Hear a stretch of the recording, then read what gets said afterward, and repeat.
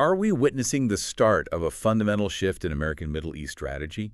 Maybe moving toward a framework that strictly prioritizes security, accountability, and, well, the rejection of terror. That is exactly what the sources are laying out. We're looking at a policy blueprint that isn't just about managing conflict anymore. It seems designed to, fundamentally restructure U.S. engagement. And it starts with this really powerful, singular focus on Israeli security. Yes, and imposing some pretty non-negotiable conditions for any kind of Palestinian partnership. Okay, and the timing is critical here. We know hostage negotiations are active right now. Secretary of State Marco Rubio confirmed Hamas accepted the basic framework of President Trump's proposal. That's the news hook, really. That's the immediate flashpoint. So our mission today in this deep dive is to unpack this proposed peace in the Middle East blueprint. It's a strategy driven by, let's say, a hardline team. Right. We're analyzing the policy documents, recent news, and they seem to show an intensely unwavering U.S. stance. Strict conditions for peace, a detailed economic roadmap. And a strategy aimed right at the roots of the conflict. The indoctrination, the terror financing. It's all in there. What's really striking, looking at the sources, is how this plan is presented. It feels like a complete rejection of past diplomatic efforts. It does. The approach seems simpler, almost stark. Success hinges entirely on setting these ironclad security guarantees first. Everything else follows from that. Okay, let's dig into that. Section 1. The new blueprint for unwavering support. When you look at the personnel announced, Mike Waltz, Mike Huckabee, Secretary Rubio, it really screams security first, doesn't it? Oh, absolutely. This team isn't shy about anticipating a big increase in military and political support for Israel. They seem very focused on avoiding the perception of insufficient support that they felt hampered previous administrations. Exactly, that personnel orientation. That's really the engine driving these policies forward. You can see it clearly. And one immediate casualty seems to be the traditional two-state solution idea, which has been, cornerstone of U.S. policy for decades. Well, this blueprint seems to accelerate the erosion of that idea's viability. It appears to embrace the current realities on the ground, demographic, political. The rhetoric from some of these officials is pretty direct. It is. Take Mike Huckabee, the proposed ambassador to Israel. He explicitly said, there is no such thing as the West Bank. It's Judea and Samaria. And he supports settlement expansion. So that's not just talk. It's actually reflected in the plan's mapping. Yes, it seems codified in the conceptual mapping they've laid out. What does that map actually mean for potential borders? Give us the key number here. The standout figure is this. The conceptual map aims to bring about 97% of Israelis currently living in the West Bank into what would become contiguous, permanent Israeli territory. 97%, wow. Yeah. That single statistic really defines the boundaries for any future negotiation, at least from this perspective. It suggests the final borders are largely already defined by security needs and where people actually live now. Okay, let's pivot to the immediate crisis, the Gaza peace plan. Phase 1 seems laser-focused on one thing. The hostages. The immediate unconditional release of all Israeli hostages, living and deceased. That's the absolute priority. And what's the proposed exchange? It's a non-negotiable trigger, really. The proposal calls for all hostages released, reportedly within 72 hours. And in return? In return, the sources suggest Israel would release about 250 Palestinian prisoners serving life sentences, plus over 1,700 detainees. And militarily? At the same time, Israeli forces would pull back strategically to the Yellow Line. The Yellow Line, okay, for listeners maybe not tracking the exact military map, what does that mean? The Yellow Line refers to the positions Israeli forces held back in mid-August. So it's a strategic withdrawal, but definitely not a full disengagement from the perimeter. Right, so it keeps pressure on during that fragile exchange period. Exactly. Okay, that's phase 1. But the long-term picture for Gaza, phase 2, that's where the policy sounds really demanding. What are the conditions? The absolute core condition is about governance. The policy is crystal clear. Gaza can't be Hamas. It can't be a terrorist organization. So no terrorist groups involved in running Gaza? None. Secretary Rubio has reportedly warned that until Gaza is verifiably terror-free, any talk of statehood is just premature. That's the ultimate security line they've drawn. So if Hamas and other groups are out, what's the proposed mechanism? How do you avoid past issues like corruption and instability? The governance model they suggest is, well, it's different. It is. It's built entirely on technocracy. The idea is to remove political ideology from the day-to-day management. How would that work? The plan suggests transitioning to a technocratic, apolitical Palestinian committee Think qualified Palestinians, international experts focus purely on civic governance, reconstruction, security coordination. International experts involved too. Yes, and there's even been talk of transitional international oversight, potentially headed by President Trump and former British PM Tony Blair. The stated goal is competence, not political affiliation. But that raises a huge question, doesn't it? How does a technocratic committee, which is supposed to be apolitical, handle internal security? Especially when you're dealing with deeply entrenched ideological factions. That is the absolute central challenge operationally. Proponents seem to argue that effective security has to be outsourced or internationally monitored during this transition. Why? Because they believe a purely domestic, brand new Palestinian force wouldn't be able to stop radical elements from just taking over again, especially given the history, with the Palestinian Authority. So the plan basically implies security control has to meet Israeli standards to even work. That seems to be the underlying assumption, yes, for the whole thing to succeed. Okay, let's shift gears now to Section 2. Countering extremism, looking beyond Gaza. This strategy seems to be doubling down on Iran, right? Intensifying that maximum pressure policy. Definitely. Connecting the dots in the source documents, it looks like any path back to the JCPOA, the nuclear deal, is expected to be completely closed off. So the focus is purely economic pressure. Primarily economic deterrence, yes, but aimed at closing some pretty sophisticated loopholes that Iran has been exploiting. Right. We saw a statistic about Iran's ability to bypass sanctions, especially with oil. What kind of scale are we talking about? It's massive, and it directly funds their proxy network across the region.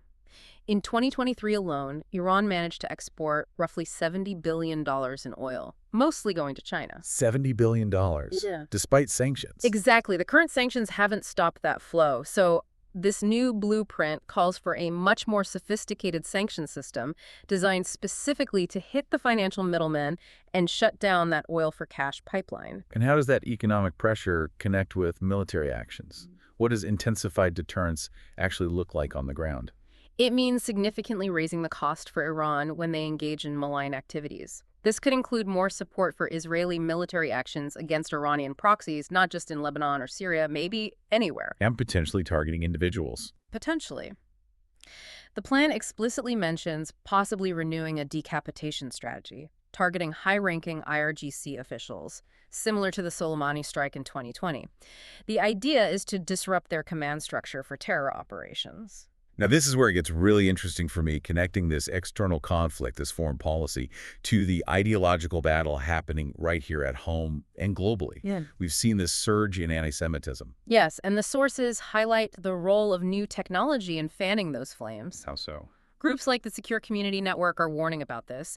They specifically point out that foreign terrorist groups and domestic extremists are using generative AI to amplify anti-Semitic propaganda.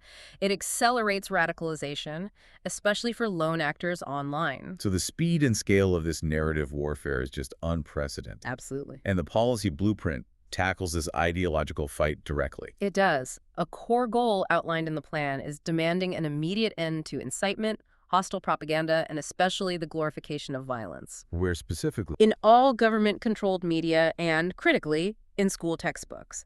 The plan basically says peace is impossible if the next generation is learning hate from the curriculum itself. That focus on ideology and accountability connects to some really powerful personal stories mentioned in the sources.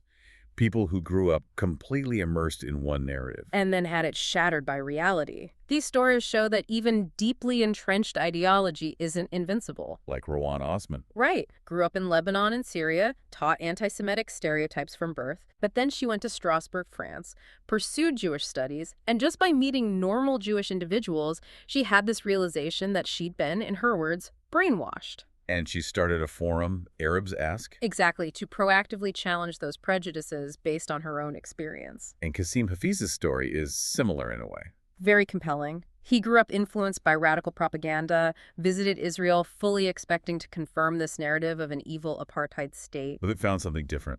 He found basic kindness, coexistence between normal Jewish and Arab citizens just living their lives. The reality simply didn't match the propaganda he'd been fed. And then there's the son of Hamas, Mossab Hassan Youssef. His story is maybe the most dramatic. His break wasn't due to external pressure initially, it was internal. While he was in prison, he saw Hamas thugs brutally torturing suspected collaborators, their own people. That brutality made him question everything. Exactly. It exposed the group's true nature to him, forcing him to ask, who the real enemy was. These are incredible examples of personal truth overcoming systemic indoctrination. That theme of accountability leads us straight into Section 3, the Accountability Roadmap to Prosperity. The administration rolled out this huge economic plan, Peace to Prosperity. We're talking over $50 billion. Yes, $50 billion in investment aimed at transforming the West Bank and Gaza over 10 years. The projected goals are pretty stunning. We're talking about more than doubling Palestinian GDP. That's a projected 126.7% increase, cutting poverty by 50%, and creating over 1.3 million Palestinian jobs. Huge numbers. And this seems like the crucial point. This isn't just unconditional aid, is it? Not at all. That's the critical pivot. This money is strictly tied to governance reform. So what specific mechanisms are in place to make sure this aid isn't, as the plan suggests, squandered like in the past? The plan is blunt about it. It states the Palestinian Authority is currently plagued by failed institutions and endemic corruption. So to get this investment, they have to meet tough prerequisites. Things like unconditionally recognizing Israel, absolutely rejecting terrorism, and building a functional legal system that actually protects private property and investment. and there's one particularly demanding financial requirement, touching on the moral side too, ending the prisoner and martyr payments. Yes, this is a big one. The plan requires the immediate termination of paying salaries to terrorists in Israeli prisons and to the families of deceased terrorists. That's framed as a core element of accountability. Absolutely. It's about eliminating the financial reward for violence. You can't claim to want peace while incentivizing terror, is the logic. That is a fundamental change, though, to the Palestinian budget, but also it's a deeply embedded social structure. How hard would it be to actually enforce the end of those payments, even if leaders agree politically? Oh, it's politically explosive, no question. For parts of Palestinian society, these payments are seen as, social welfare or support for resisting occupation. So cutting them completely is something that proposed technocratic committee would face intense domestic pressure over. But the blueprint uses this as the core leverage. No reform on this, no massive prosperity package. It's framed as the ultimate test of whether the intent is truly to reject terror. Okay, so this stability, this accountability, it's also the foundation for expanding regional normalization, building on the Abraham Accords. And the big focus there is Saudi Arabia. That seems to be the grand prize, yes. The thinking is that Saudi Crown Prince Mohammed bin Salman would likely demand a strong U.S. security guarantee and support for a civilian nuclear program in exchange for normalizing ties with Israel. But that's still contingent on the Gaza situation calming down. Completely. Normalization can't be finalized until hostilities fully subside. But the push for this regional integration is strong. You have the UAE, Qatar, Saudi Arabia, Turkey, Egypt, Jordan, even Indonesia involved in the discussions. So a broad international coalition working towards this. It represents a significant regional push towards, let's say, pragmatic stability over the old ideological conflicts. So wrapping up this deep dive, it really seems the blueprint represents a decisive break from past approaches. It insists on that ironclad security first. Right. And then links any future prosperity directly to Palestinian governance reform and a verifiable rejection of terrorism. That's the essential takeaway for you, the listener. The whole vision rests on conditional engagement. Yeah. You get the peace, you get the prosperity, and it's a big if you deliver security and accountability. Which means abandoning the ideology of violence. And the institutional corruption that, according to the plan's assessment, squandered past aid efforts. It's a high bar. We've spent this time looking at a strategy that demands accountability, that links massive investment directly to behavioral reform, ending terror payments, creating transparent governance. If global leaders are moving towards this kind of model, this conditional high-stakes accountability in geopolitics, maybe it's worth asking, where in your own life might you need to enforce a similar framework? Where is maybe financial or emotional investment being squandered because clear conditions and accountability metrics haven't been set?